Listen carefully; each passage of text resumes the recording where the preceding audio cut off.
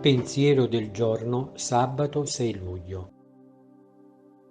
Crescere nella comunione.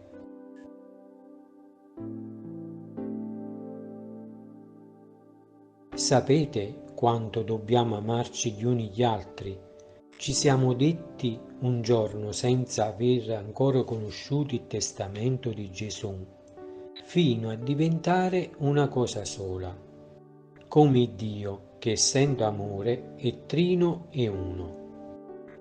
È proprio la legge del cielo che Gesù ha portato sulla terra. È la vita della Santa Trinità che dobbiamo cercare di imitare, amandoci gli uni gli altri con la grazia di Dio, come si amano le persone della Santa Trinità. Ora, il dinamismo della vita intratrinitaria e la donazione incondizionata e reciproca e la comunione totale ed eterna, tutto ciò che è mio è tuo e tutto ciò che è tuo è mio. Giovanni capitolo 17 versetto 10.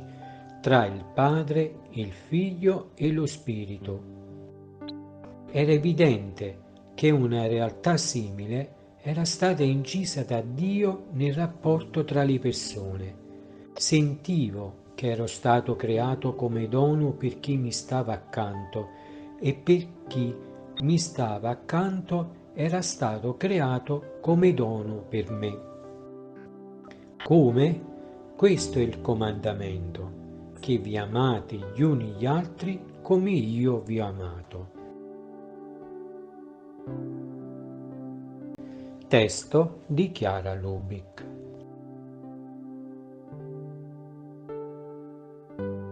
Parola di vita.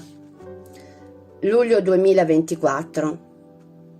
Il Signore è il mio pastore, non manco di nulla.